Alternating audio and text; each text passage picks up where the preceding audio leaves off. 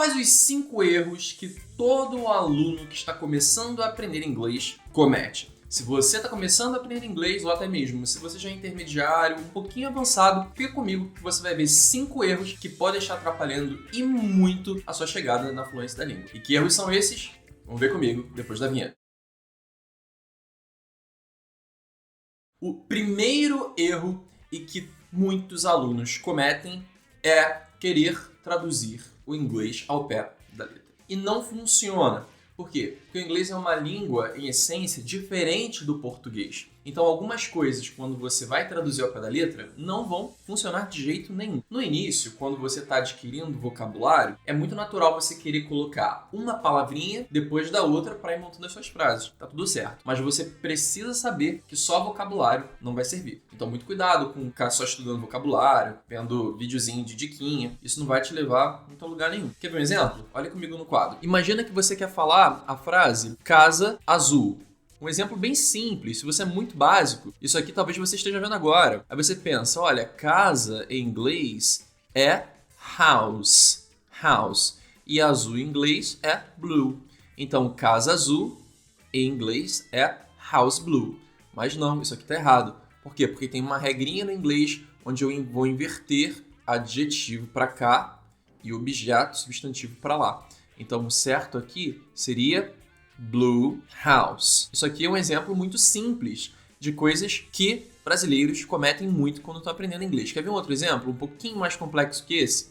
É você pensar assim, ó. Como é que você falaria? Eu gosto de você. Eu gosto de você. Ó, eu. Em inglês, aí você pensa, eu é I. Gosto, em inglês, é like. Aí você pensa nesse Dzinho aqui, ó. Esse D em inglês, eu acho que é of. I like of. E you é você. Beleza. I like of you. Você até canta. I like of you. Isso aqui tá certo? Não, isso está muito errado. Por quê? Porque em inglês, só o gosto ou gostar de algo, tudo isso junto, já é o like. Eu não preciso botar of. Então como é que seria o certo nessa frase? I like you. Você tá vendo? Essas nuances, elas vão acontecer o tempo inteiro na língua. Por isso que não dá só para ficar vendo vocabulário. Como é que eu resolvo isso, Renan? Ao longo do vídeo, eu vou mostrar para você, nos próximos erros, como de uma forma mais sistêmica você vai resolver esses problemas. Mas o que eu quero que você tenha na sua cabeça é vocabulário é importante. Mas não pode ficar só vendo videozinho de vocabulário que não vai levar você a lugar algum. Último exemplo para a gente passar para o segundo erro. Olha, se eu quero falar ela sabe, olha só, ela sabe dançar. Se ela dança, eu danço. Hoje eu tô cantando muito, né? Vou parar. Dançar em inglês é dance. Aí você, pô, dance, beleza. Se dançar em inglês é dance, ela sabe, bota aqui, ela, eu sei que é she.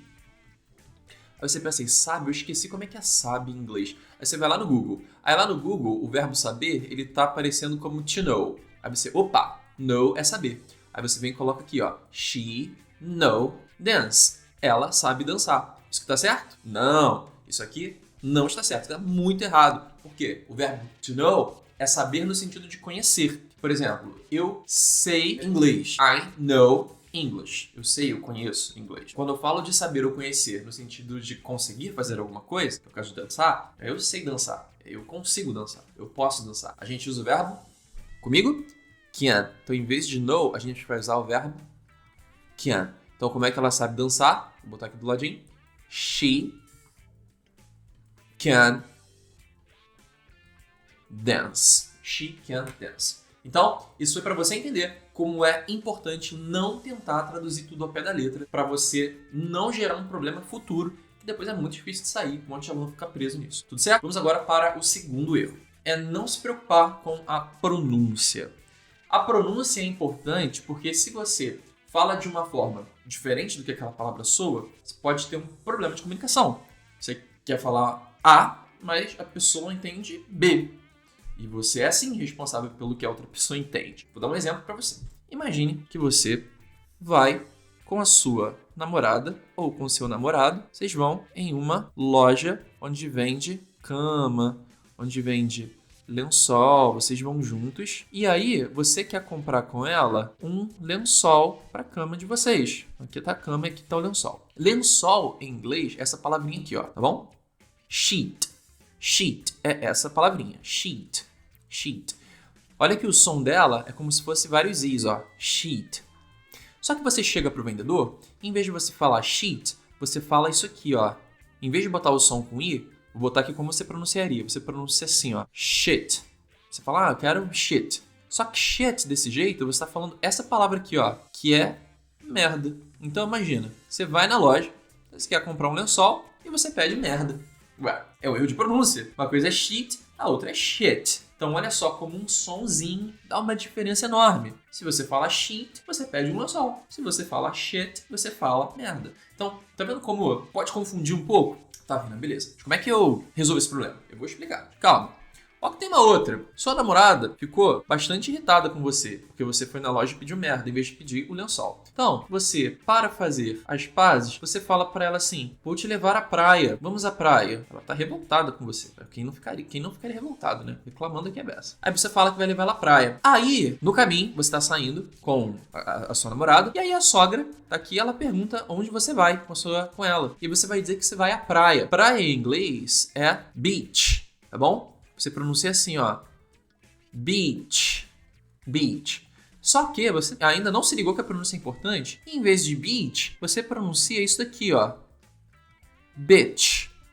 Então você fala pra sogra da sua namorada que você está indo para bitch. Bitch não é praia. Bitch. Quando eu falo bitch, eu tô falando essa palavra aqui, que é cadela ou puta. É isso mesmo. Então, em vez de você estar dizendo que você vai à praia com ela, você tá dizendo puta com ela.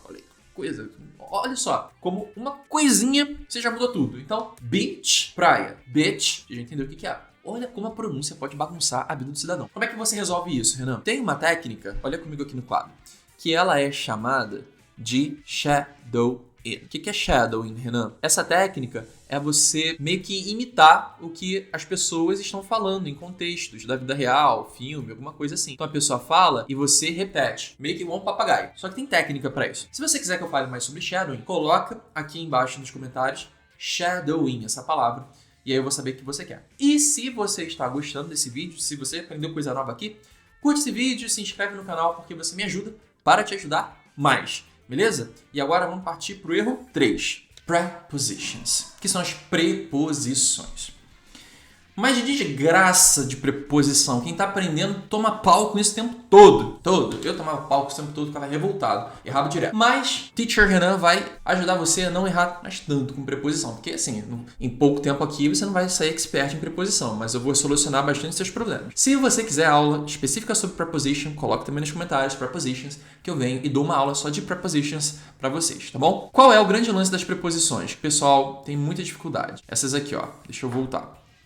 A preposição at, a preposição in e a preposição on. Porque todas elas significam no, na, nos, nas. Como é que eu vou saber quando eu uso uma, quando eu uso outra e quando eu uso outra? Então, vou deixar aqui um macete para você. Toda vez que você estiver falando de um espaço amplo, tá vendo? Círculo maior, você vai pensar no in. Por exemplo, in Brazil. Tá vendo? Brasil é amplo. Então, no Brasil, in Brazil. In Rio de Janeiro, espaço amplo. Beleza? Então, in the neighborhood. In the... O que é neighborhood? Renan, neighborhood é vizinhança. Palavrão aqui, ó. Neighborhood. Então, in the neighborhood, lugar grande. Se for lugar pequitito, você vai usar o at. Então, ó, at the beach, na praia. At Copacabana Beach. Copacabana, lugar específico. At the movies, no cinema. Tá vendo? O cinema não é amplo, igual no Brasil, por exemplo. E o verdinho, on eu uso quando? On você usa nas outras situações, quando não for nem at. On a gente geralmente usa com o nome de rua, ou então botar aqui o street, nome de rua, avenida, avenue, rodovia e tal. Então on é mais específico para rua, avenida, rodovia, lugares grandes. In, lugar específico at. É claro que isso é uma regra para te dar um norte. Há exceções. E não se resume a isso. A gente tem in para dia da semana, para horários, at, enfim. Tô mostrando para você preposição só para lugar. Se você quiser aula específica de preposição, coloca aqui. Então cuidado, porque isso daí muita gente boa confunde. Mas com essa explicação aqui, você sendo básico, começando a estudar inglês, já vai te dar uma ajuda muito grande. Vamos agora para o erro 4. O gerundismo. O que é gerundismo? é colocar a palavra com ando, endo, indo toda hora. Por exemplo, eu estou falando. Ok, tá certo, estou falando, presente contínuo. Só que se eu falar assim, estou trabalhando todos os dias, não é eu estou trabalhando todos os dias, é eu trabalho todos os dias. Então olha comigo aqui no quadro, ó.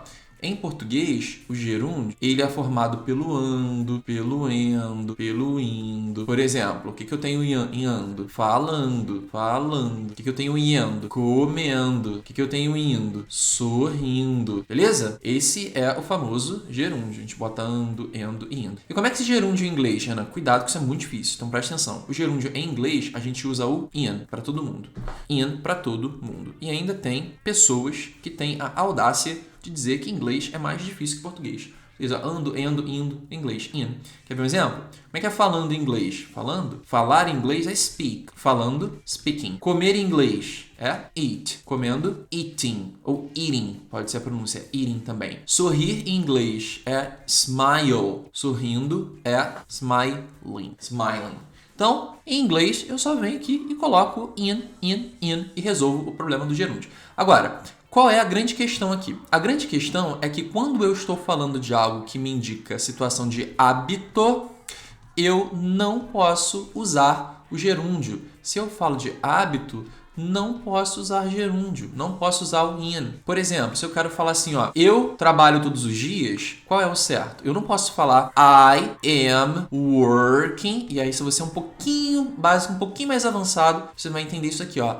I am é eu estou. Work é trabalhar. E aí, se eu boto ing, eu estou falando trabalhando. Eu estou trabalhando, beleza? Todos os dias. Todos os dias. Eu estou trabalhando todos os dias. I am working todos os dias, all days. Isso aqui está certo? Não. Isso daqui está muito errado. Por quê? Porque eu estou falando de hábito. Se eu falo hábito, eu teria que falar assim, ó. I work, só isso. Sem o I am working, sem gerúndio, sem ing. I work all days. Eu trabalho todos os dias. I work all days. Então, cuidado para você não ficar usando o endo, ando, indo. Até em português, tá? Por exemplo, só vai... Parece muito em empresa, precisa mandar um e-mail e fala assim, ó. Eu vou estar te enviando... Tipo, eu vou estar te enviando. Eu vou estar fazendo. É um negócio meio que não faz muito sentido. Eu vou fazer. Eu faço. Tenta tomar cuidado com isso daí. E o quinto e último erro é não treinar a compreensão auditiva. Preste atenção comigo aqui, que isso é muito importante também. Quando você está aprendendo inglês, eu quero que você pense sempre numa mesa. Ó, uma mesa. Uma mesa, ela vai ter 4 pernas, certo? Em inglês, você também tem uma mesa, ó. Em inglês, é como se o inglês fosse uma mesa. A primeira perna do inglês é o F. A segunda perna do inglês é o A. Já vou explicar o que é isso. A terceira perna do inglês é o C. E a quarta perna do inglês é o E. Você vê que você junta isso tudo aqui e dá uma palavrinha, que é o face, que eu chamo. O que é face? Em inglês, você precisa treinar a sua fala, que é o F. Você precisa treinar o seu Azinho, que é a sua audição. Você precisa treinar o seu C, que é a compreensão do que você lê. Você precisa treinar o E, que é a sua escrita. Tudo bem? Quando você olha isso daqui, as primeiras, você falar e você escrever são coisas ativas. Você ouvir e você entender são coisas passivas. Mas eu não vou entrar nesse mérito agora não, para não aprofundar isso daqui. Se você quiser que eu fale mais do Face, coloca no comentário Face, que eu vou dar uma aula sobre isso, faz parte do meu método de ensino, tá bom? Quando você está aprendendo uma língua, você tem que entender que ela é sistêmica. Então você precisa treinar junto a fala, a audição, a compreensão e a escrita. Não adianta nada, igual na mesa aqui. Imagina, eu venho e só treino fala, ou melhor, só treino compreensão, só fico lendo coisa na internet. Só fico vendo riozinho, vendo vocabulário. Aí eu não escuto, eu não falo e eu não escrevo. Como é que essa mesa fica de pé? Você não vai falar inglês nunca. Não tem como, você tem que treinar tudo junto. Por isso que quando você está treinando, estudando inglês, você tem que treinar as 4 perninhas da mesa do Face. E aí, seus estudos, você vai falar inglês com muito mais velocidade. E é isso que eu ensino no meu método. Para você falar inglês em até 12 meses, eu venho pegando e cercando você de todos os lados, para que o inglês se torne um hábito na sua vida e você não tem que ficar se preocupando, porque você não vai precisar se preocupar quando você fala, quando você escreve, quando você ouve e quando você entende. É tudo junto, todos os dias. É assim que você evita esses problemas e não fica estagnado no básico para sempre. Se você está começando no básico, anota isso que eu tô te falando, porque daqui a 6 meses você vai estar me agradecendo. Foi um prazer estar aqui com você e vejo você no nosso próximo vídeo.